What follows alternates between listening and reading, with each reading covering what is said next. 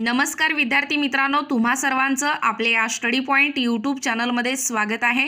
तर विद्यार्थी मित्रांनो, तलाठी भरती 2023च्या दृष्टीने या अगोदरच्या प्रश्नपत्रिकेमध्ये जे काही तलाठी भरतीचे प्रश्न विचारण्यात आलेले आहेत त्या सर्व प्रश्नांचा आढावा आजच्या व्हिडिओमध्ये आपण कव्हर करणार आहोत।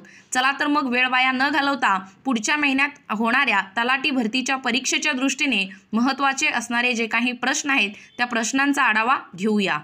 पहिला प्रश्न आहे बघा विद्यार्थी मित्रांनो, जिप्समचा वापर कोणत्या जमिनीच्या सुधारणेसाठी होतो? तर बघा, जिप्समचा वापर कोणत्या जमिनीच्या सुधारणेसाठी होतो? खाली ऑप्शन्स आहेत, तर योग्य उत्तर आहे चोपण या जमिनीच्या सुधारणेसाठी जिप्समचा वापर होतो। त्यानंतर पुढचा प्रश्न बघा, झाडाची कोणती प्रजाती कागद निर्मितीमध्ये वापरली जाते? असाही प्रश्न मागच्या प्रश्नपत्रिकेमध्ये विचारण्यात आलेला आहे। तर बघा, खाली ऑप्शन निलगिरी झाडाची प्रजाती कागद निर्मितीमध्ये वापरली जाते। त्यानंतर पुढचा प्रश्न बघा महत्त्वाचा, भारतीय वन संशोधन संस्था कोठे आहे? अन्य स्पर्धा परीक्षेमध्ये देखील असे प्रश्न तुम्हाला विचारण्याची दाट शक्यता आहे। तर बघा, खाली ऑप्शन्स आहेत, तर योग्य उत्तर आहे डेहराडून या ठिकाणी भारतीय वन संशोधन संस्था हे आहे। त्यानंतर पुढचा प्रश्न बघा, खालीलपैकी कोणती संस्था ग्रामीण भागातील वित्तीय गरज भागवणारी शिखर संस्था म्हणून काम करते? तर बघा, कोणती शिखर संस्था म्हणून काम करते? तर बघा, खाली ऑप्शन्स आहेत, तर योग्य उत्तर आहे नाबार्ड ही संस्था ग्रामीण भागातील वित्तीय गरज भागवणारी शिखर संस्था म्हणून काम करते। त्यानंतर पुढचा प्रश्न बघा, कोणता वायू हवेपेक्षा हलका आहे? तर बघा, कोणता वायू हवेपेक्षा हलका आहे? खाली ऑप्शन्स आहेत, तर योग्य उत्तर आहे हायड्रोजन हा वायू हवेपेक्षा काय आहे? हलका आहे। त्यानंतर पुढचा प्रश्न बघा, खालीलपैकी कोणत्या राज्य सरकारने रिओ ऑलिम्पिक कांस्य विजेता साक्षी मलिकला राणी लक्ष्मीबाई पुरस्काराने सन्मानित करण्याची घोषणा केली आहे? तर बघा, खाली ऑप्शन्स आहेत, तर योग्य उत्तर आहे उत्तर प्रदेश या राज्य सरकारने रिओ ऑलिम्पिक कांस्य विजेता साक्षी मलिकला राणी लक्ष्मीबाई पुरस्काराने सन्मानित करण्याची घोषणा केली आहे। त्यानंतर पुढचा प्रश्न बघा, वर्ष 2016ची G20 शिखर परिषद खालीलपैकी कोणत्या शहरात 4 ते 5 सप्टेंबर दरम्यान पार पडली? बघा, असाही प्रश्न तुम्हाला परीक्षेमध्ये विचारतात। तर बघा, खाली ऑप्शन्स आहेत, तर योग्य उत्तर आहे हॅगझोऊ म्हणजे चीन या ठिकाणी वर्ष 2016ची G20 शिखर परिषद या शहरामध्ये 4 ते 5 सप्टेंबर दरम्यान पार पडलेली आहे। त्यानंतर पुढचा प्रश्न बघा, कोणत्या राज्यातील सामाजिक कार्यकर्त्या इरोम शर्मिला यांनी तब्बल 16 वर्षानंतर आपले उपोषण सोडले? तर बघा, कोण आहेत? खाली ऑप्शन्स आहेत, तर योग्य उत्तर आहे मणिपूर या राज्यातील सामाजिक कार्यकर्त्या इरोम शर्मिला यांनी तब्बल 16 वर्षानंतर आपले उपोषण सोडले। त्यानंतर पुढचा प्रश्न बघा, रिओ ऑलिम्पिक 2016 मध्ये कोणत्या देशाने सर्वाधिक 121 पदके जिंकून अव्वल स्थान मिळवले आहे? तर बघा, खाली ऑप्शन्स आहेत, तर योग्य उत्तर आहे अमेरिका या देशाने रिओ ऑलिम्पिक 2016 मध्ये 121 पदके जिंकून अव्वल स्थान मिळवले आहे। त्यानंतर पुढचा प्रश्न बघा, अतिश्रमामुळे स्नायुदुखीमध्ये खालीलपैकी कोणते रसायन जबाबदार असते? तर बघा, कोणते रसायन जबाबदार असते अतिश्रमामुळे स्नायुदुखीमध्ये? खाली ऑप्शन्स आहेत, तर योग्य उत्तर आहे लॅक्टिक ॲसिड हे अतिश्रमामुळे स्नायुदुखीमध्ये यापैकी रसायन जबाबदार असते। त्यानंतर पुढचा प्रश्न बघा, खालीलपैकी स्वराज्य पक्षांचे संस्थापक सदस्य कोण होते? असाही प्रश्न तुम्हाला परीक्षेमध्ये विचारतात। तर बघा, खाली ऑप्शन्स आहेत, तर योग्य उत्तर आहे चित्तरंजन दास हे स्वराज्य पक्षाचे संस्थापक सदस्य होते। त्यानंतर पुढचा प्रश्न बघा, भारतीय राज्यघटनेतील कोणती तरतूद समान नागरी कायद्याशी संबंधित आहे? तर बघा, कोणतं समान नागरी कायद्याशी संबंधित आहे भारतीय राज्यघटनेतील तरतूद? खाली ऑप्शन्स आहेत, तर योग्य उत्तर आहे अनुच्छेद 44 हे समान नागरी कायद्याशी संबंधित आहे। त्यानंतर पुढचा प्रश्न बघा, भारतीय राज्यघटनेनुसार पुढीलपैकी कोणता अधिकार मूलभूत अधिकार नाही? तर बघा, कोणतं मूलभूत अधिकार नाही भारतीय राज्यघटनेनुसार? खाली ऑप्शन्स आहेत, तर योग्य उत्तर आहे खाजगी मालमत्तेचा अधिकार हे भारतीय राज्यघटनेनुसार मूलभूत अधिकार नाही। त्यानंतर पुढचा प्रश्न बघा, भारतीय राज्यघटनेच्या 8व्या अनुसूचीमध्ये पुढीलपैकी कोणत्या भाषेचा समावेश नाही? तर बघा कोणत्या भाषेचा समावेश नाही भारतीय राज्यघटनेच्या 8व्या अनुसूचीमध्ये? खाली ऑप्शन्स आहेत, तर योग्य उत्तर आहे इंग्रजी. इंग्रजी या भाषेचा समावेश नाही. त्यानंतर पुढचा प्रश्न बघा, भारतीय राज्यघटनेनुसार मूलभूत कर्तव्यामध्ये पुढीलपैकी कशाचा समावेश होतो? तर बघा कशाचा समावेश होतो मूलभूत कर्तव्यामध्ये? खाली ऑप्शन्स आहेत, तर योग्य उत्तर आहे सार्वजनिक मालमत्तांचे रक्षण करणे हे भारतीय राज्यघटनेनुसार मूलभूत कर्तव्यामध्ये समावेश होतो. त्यानंतर पुढचा प्रश्न बघा, अकबराच्या दरबारातील दसवंत आणि बसवन या व्यक्ती पुढीलपैकी कोणत्या क्षेत्राशी संबंधित आहेत? बघा असाही प्रश्न तुम्हाला परीक्षेमध्ये विचारतात. तर बघा चित्रकला या क्षेत्राशी अकबराच्या दरबारातील दसवंत आणि बसवन या व्यक्ती संबंधित आहेत. त्यानंतर पुढचा प्रश्न बघा, पुढीलपैकी कोणता संस्कृत ग्रंथ हर्षवर्धन या राज्यकर्त्याने लिहिला नाही? बघा खाली ऑप्शन्स आहेत, तर योग्य उत्तर आहे यापैकी कोणीही लिहिलेली नाही. त्यानंतर पुढचा प्रश्न बघा, सम्राट अशोकाचे शिलालेख पुढीलपैकी कोणत्या लिपीत नाहीत? तर बघा खाली ऑप्शन्स आहेत, तर योग्य उत्तर आहे देवनागरी या लिपीत सम्राट अशोकाचे शिलालेख हे नाहीत. त्यानंतर पुढचा प्रश्न बघा, पुढीलपैकी कोणता खडक रूपांतरित खडकाचे उदाहरण आहे? तर बघा खाली ऑप्शन्स आहेत, तर योग्य उत्तर आहे संगमरवर म्हणजे मार्बल हा खडक रूपांतरित खडकाचे उदाहरण आहे. त्यानंतर पुढचा प्रश्न बघा, महारत्न, नवरत्न, मिनिरत्न हे कशाचे प्रकार आहेत?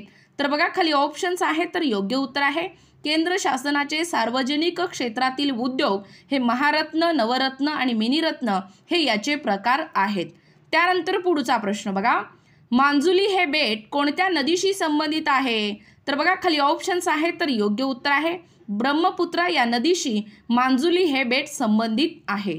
त्यानंतर पुढचा प्रश्न बघा, डाटा कम्युनिकेशन रेट कसा मोजतात? असाही प्रश्न तुम्हाला परीक्षेमध्ये विचारतात. तर बघा खाली ऑप्शन्स आहेत, तर योग्य उत्तर आहे बिट्स पर सेकंद हे डाटा कम्युनिकेशन रेट मोजतात. त्यानंतर पुढचा प्रश्न बघा, HTTP चे पूर्ण रूप काय आहे? बघा सर्वच स्पर्धा परीक्षेमध्ये असे प्रश्न विचारतात. खाली ऑप्शन्स आहेत, तर योग्य उत्तर आहे हायपर टेक्स्ट ट्रान्सफर प्रोटोकॉल हे HTTP चे पूर्ण रूप आहे.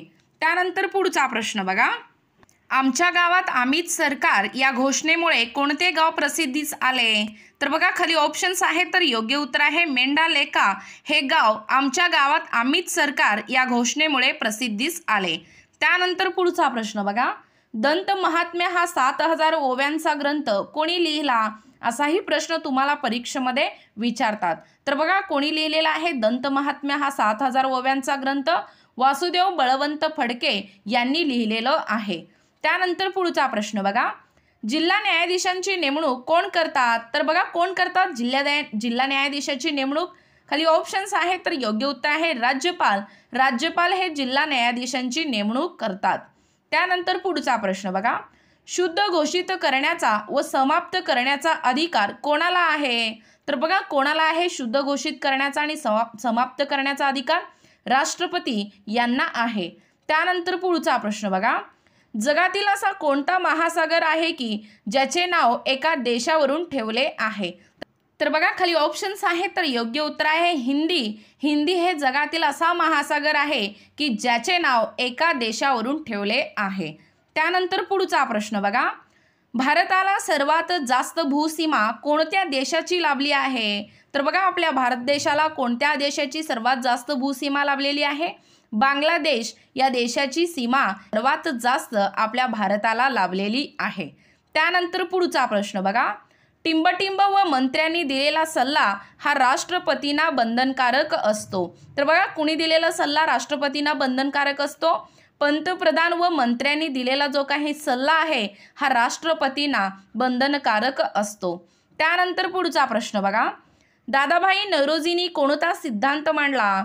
तर बघा संपत्तीचे अपहरण हे सिद्धांत दादाभाई नौरोजींनी मांडलेला आहे. त्यानंतर पुढचा प्रश्न बघा, नगर परिषदेचा प्रशासन प्रमुख कोण असतो? तर बघा कोण असतो नगर परिषदेचा प्रशासन प्रमुख? खाली ऑप्शन्स आहेत, तर योग्य उत्तर आहे मुख्याधिकारी हे नगर परिषदेचा प्रशासन प्रमुख असतो. त्यानंतर पुढचा प्रश्न बघा, दोन्ही सभागृहाचे म्हणजे राज्यसभा आणि लोकसभा समान अधिकार खालीलपैकी कोणते? तर बघा खाली ऑप्शन्स आहेत, तर योग्य उत्तर आहे डी म्हणजे 1, 2 आणि 3 म्हणजे आणीबाणीस मंजुरी, घटना दुरुस्ती आणि महाभियोग हे काय आहे? दोन्ही सभागृहाचे समान अधिकार आहेत. त्यानंतर पुढचा प्रश्न बघा, उमाजी नाईक यांचा जन्म पुरंदरमधील कोणत्या गावात झाला? असाही प्रश्न तुम्हाला परीक्षेमध्ये विचारतात. तर बघा भिवरी या ठिकाणी उमाजी नाईक यांचा जन्म पुरंदरमधील भिवरी या गावात झालेलं आहे. त्यानंतर पुढचा प्रश्न बघा, महात्मा फुले यांनी नाभिकांचा संप का घडवून आणला? तर बघा का घडवून आणलेला आहे महात्मा फुले यांनी नाभिकांचा संप? खाली ऑप्शन्स आहेत, तर योग्य उत्तर आहे केशवपनाची चाल बंद व्हावी म्हणून महात्मा फुले यांनी नाभिकांचा संप हे घडवून आणलेलं आहे. त्यानंतर पुढचा प्रश्न बघा, कोसबाडच्या टेकडीवरून हा ग्रंथ कोणी लिहिला आहे? बघा अतिशय महत्त्वाचा प्रश्न आहे बघा. खाली ऑप्शन्स आहेत, तर योग्य उत्तर आहे अनुताई वाघ यांनी कोसबाडच्या टेकडीवरून हा ग्रंथ लिहिलेला आहे. त्यानंतर पुढचा प्रश्न बघा, एकूण लोकसभेच्या सदस्य संख्येच्या किती टक्क्यापेक्षा जास्त एवढी मंत्र्यांची संख्या असता कामा नये? तर बघा 15% जास्त एवढी मंत्र्यांची संख्या ही असता कामा नये.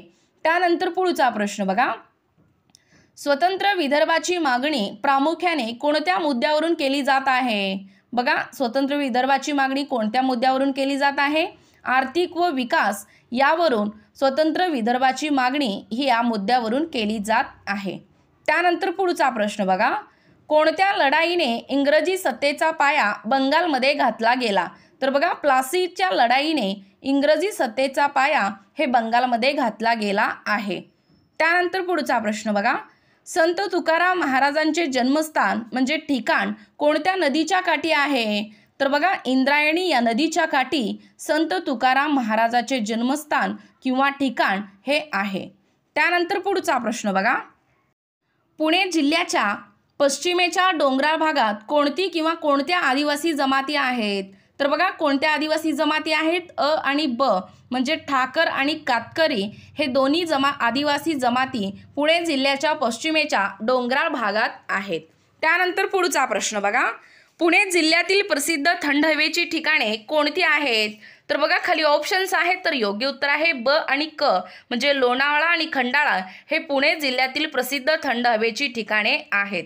त्यानंतर पुढचा प्रश्न बघा, पुणे जिल्ह्यातील खालीलपैकी कोणते किल्ले आहेत? तर बघा खाली ऑप्शन्स आहेत, तर योग्य उत्तर आहे ब आणि क म्हणजे राजगड, पुरंदर आणि लोहगड, विसापूर हे किल्ले आहेत. त्यानंतर पुढचा प्रश्न बघा, पुणे विद्यापीठास कोणत्या समाजसुधारकांचे नाव देण्यात आले आहे? तर बघा खाली ऑप्शन्स आहेत, तर योग्य उत्तर आहे सावित्रीबाई फुले या समाजसुधारकाचे नाव पुणे विद्यापीठास देण्यात आले आहे. तर विद्यार्थी मित्रांनो, तुम्हाला जर आमचे व्हिडिओ आवडत असतील तर आपल्या चॅनलला लगेचच लाईक आणि सबस्क्राईब करायला विसरू नका. भेटूया पुढच्या नवीन व्हिडिओमध्ये. धन्यवाद.